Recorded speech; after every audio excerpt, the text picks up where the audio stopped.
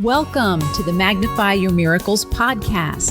Get ready to be inspired, uplifted, and connected to the miraculous energy of unconditional love that I call Mother Mary.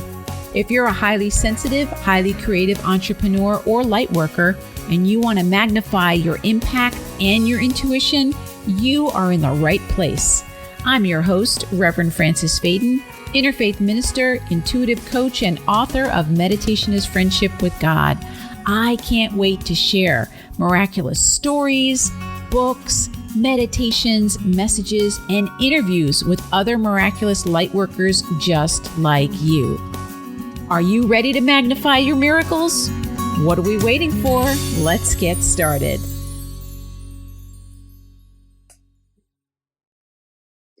Hello, my miraculous friend. This is Reverend Frances Faden. And before we get into this episode of the Magnify Your Miracles podcast, I just wanted to jump in, say hello, and let you know that this is actually an encore episode. And the topic is so important: how to go from a good life to a miraculous life. I really wanted to share this with you again because this time of year, this is the time where we start thinking about the end of the year and the beginning of the new year. And are we in alignment with our goals? And I really want to encourage you to let yourself have a miraculous life. So I hope you enjoy listening to this episode, and I'd love to hear your thoughts about it. Thanks so much. Hello, my miraculous friend, and welcome to another episode of the Magnify Your Miracles podcast. This is Reverend Frances Faden, and I'm so grateful that we get to spend this time together. We're going to be talking about a topic that I hope you really get a lot of inspiration from: how to go from having a good life to a miraculous life. But before we do that, let's take a few deep breaths together. Breathing in the energy of expansion, breathing out anything you no longer need. As always, if you're driving, please keep your eyes on the road, but you can always bring your awareness to your breath.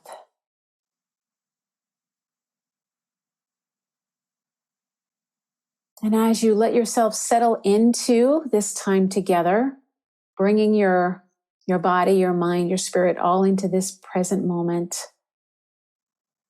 Letting your body be relaxed, letting your mind be calm, letting your heart be open and truly receptive. Knowing that whatever it is that you need to hear today to help you magnify your miracles is exactly what you're going to hear. So let's take one more deep breath together in gratitude. And we can begin. All right, my friend. Well, welcome back. And this is a topic I'm so excited to share with you because I talk about it with my clients all the time. And I realize that you might not know what this is and what my thoughts are on it and how it can apply to you and really help you to magnify your miracles. So, there was a book out a while ago, 10 years ago, might even be 15 years ago now, that was called From Good to Great. And it was all about how companies go from doing okay, they're doing good, to how do they become great companies. And even though I'm not going to be talking about that book, I am talking about this concept of how is it that we go from a life that's good to a life that's miraculous? How do we do that?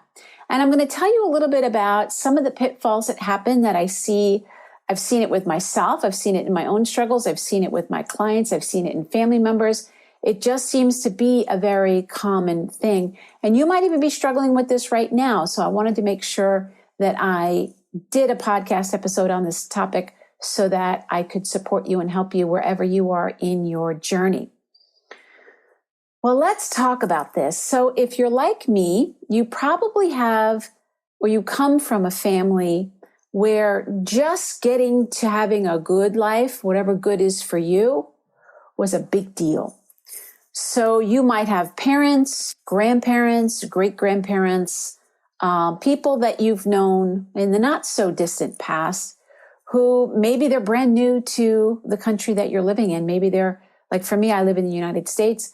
Maybe you have people who left a country and came to a new country. Why? Because they were wanting a better life. That's what we hear people saying all the time, is they're coming looking to make things better.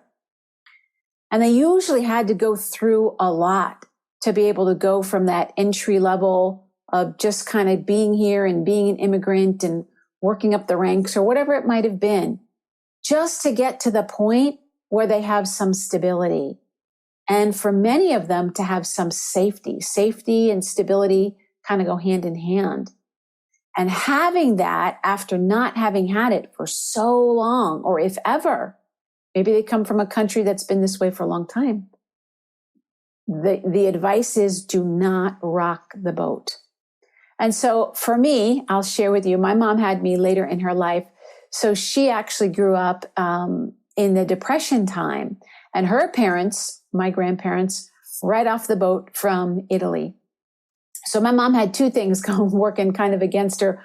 One was her parents both had that immigrant trying to work your way up, just create some sense of stability and some safety. And then wham, they were dealing with the Depression and lack of resources and stuff like that. And so then that really became like, hold on to what you have. Like you got to hold on to what you have because you never know what's coming down the pike. Now, she didn't mean to transfer those beliefs to me, but I grew up with somebody who had those beliefs. And you probably have heard people and your own parents or whatever it might be, grandparents telling you, go to school, get a good job, and stay there. And that's the advice, right? Just get a good job and just stay in that job. Well, we know over the last 20 years that advice, it doesn't really apply anymore. It's very rare. It may happen, but it's very rare that people get a job out of high school, out of college, and then that's the only job that they have. Most people go through several different job changes, if not career changes, throughout their life. And the previous generations scratch their head. They're like, I don't understand this. This is not what they would recommend that we do. But it is for us to take a look at the fact that our culture is permeated with what I call kind of a middle class consciousness. And one of my coaches talks about this a lot. He used to say, one of the greatest challenges as an entrepreneur is to break out of middle class consciousness. Now, this isn't just about how much money you're making. Middle class consciousness is exactly what I'm saying. We've crawled out of that lack of safety and security. We've crawled out of scarcity. It could be through education. It could be through hard work, whatever that might be. And now we have like just enough. We have a house or we have a home or whatever it might be. Whatever that middle class, like, we're here. And then the challenge comes when the people who achieve that have their own kids and the next generation comes and you're already born into that energy of your life is good. Who's going to help you go from good to the next thing? There's usually nobody around. Our society as a whole is going to say, stay safe. Our society as a whole is going to say, don't change anything. Don't rock the boat. We have a very middle class mentality here in the West, very much like keep it this way. Now, perhaps you grew up in a different environment. And even if you did, the majority of the energy in the country is still very risk adverse. Now, I'm not telling you to go out and take risks.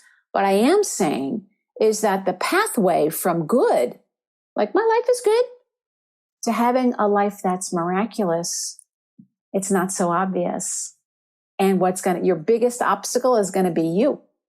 You are going to be your biggest obstacle because you're going to hear your parents or your grandparents in your head. You're going to hear your teachers in school. You're going to hear what's going on in the news. And you're going to have that voice that's going to say to you, don't rock the boat. And this is where a lot of people get stuck when they're trying to do what I call your sacred life purpose.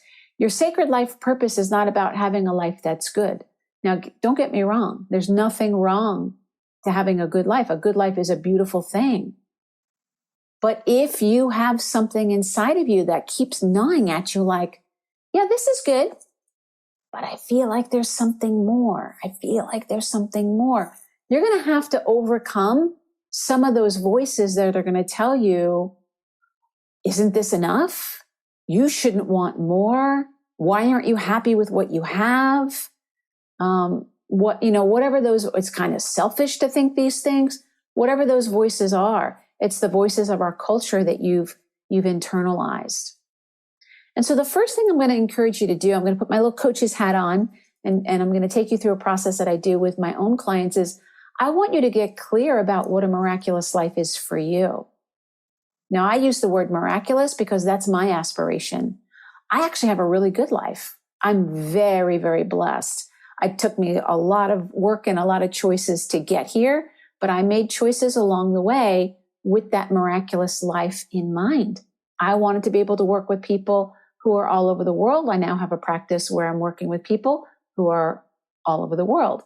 I wanted to be able to work with people remotely and not have to be only face to face. And thank God I made that choice way back when, because during the pandemic, I've been actually doing well and my business is actually expanding. And I'm really grateful for that. So I have a lot of things in my life that are these huge, huge blessings. And I get it. My life is good. But I have something inside of me that's like, what if it could be miraculous? What if you were able to experience miracles on a daily basis? This is part of the reason why I created this podcast, to help you magnify your miracles. It helps me magnify my miracles. It helps me to be in the energy of miracles, of like what it says right here, anything is possible. It reminds me that anything is possible, and that, we all are divine beings. Yes, we love our families and our heritage and our ancestors, but our real ancestors is the divine, where all things are possible. So the first thing I'm going to ask you to do is take a look at, what would life be like for you if it was miraculous? What would it be like? And then what would need to happen for you? What would you need to let go of for that beautiful, miraculous life to unfold for you? Now, these are not easy questions. This is why I always am recommending to you that you work with a coach, you work with a spiritual person, you work with somebody who can take you through this process, because normally what's going to come up is a lot of fear. And I tell my clients, like, I have some beautiful clients right now who, again, they have a beautiful life, but they're wanting more meaning. They're wanting more fulfillment. And some of them are trying to do it in the little box that they're in. Like, if I just examine every corner of this box, I know I'll find fulfillment. But fulfillment isn't in the box. And there's not a lot of people who are going to encourage you to go for the amazing thing, to go for the miraculous thing, to go for something. Most people are going to say to you, what you have is good. Don't risk losing that. What you have is enough. And this is where you have to tune into your own heart and ask your heart, what's true for me? What's true for me? Because the other thing you don't want to do is you don't want to get caught up in somebody else. Like, maybe you're looking at me and saying, hey, I want to do what Francis is doing, but maybe what I'm doing isn't right for you. You don't want to get pulled in that direction either. You have to come back to your own heart's wisdom and to really ask yourself, what would miraculous be for me?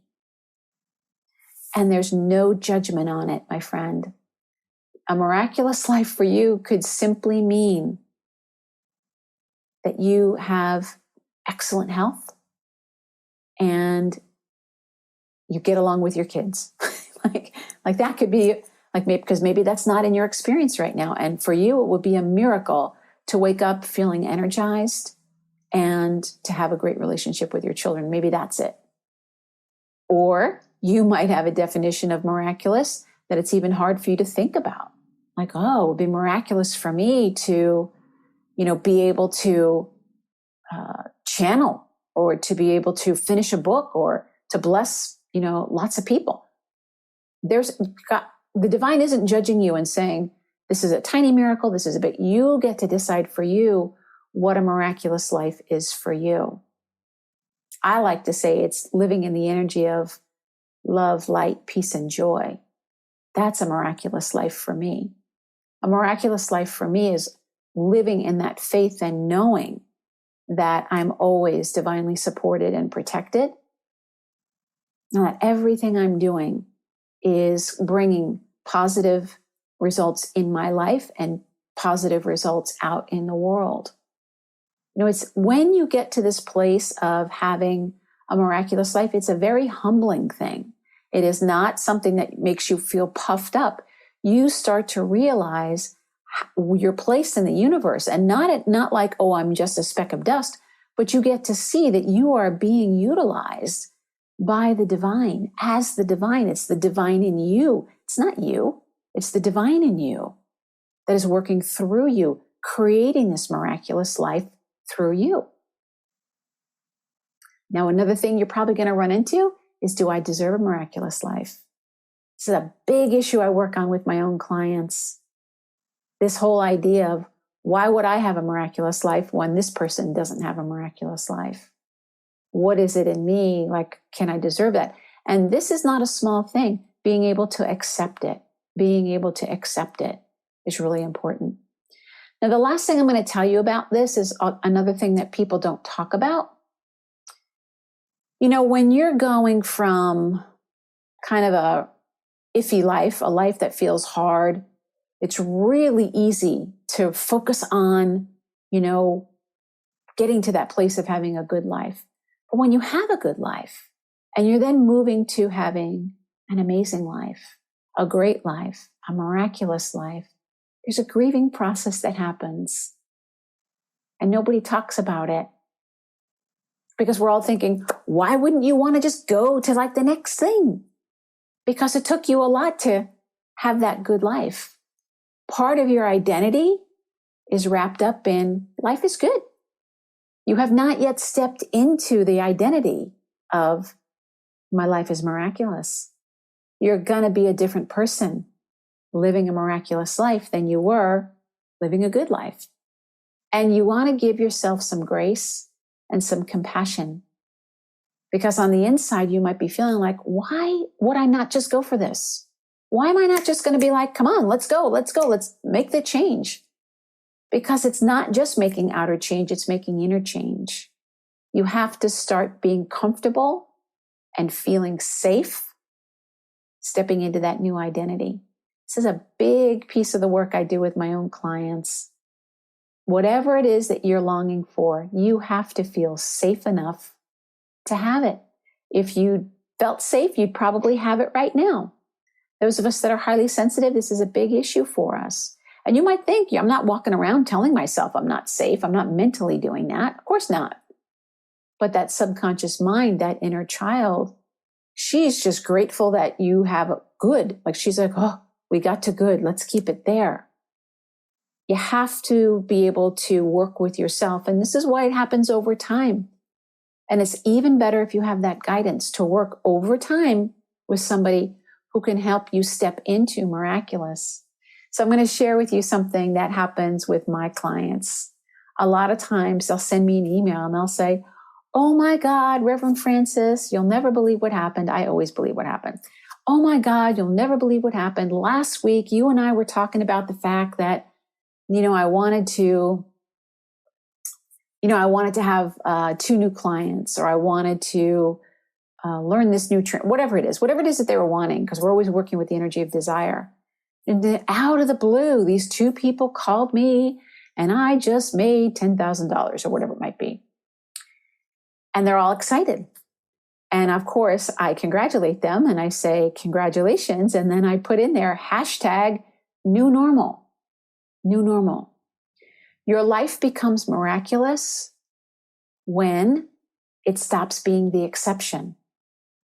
Miracles are no longer the exception for you.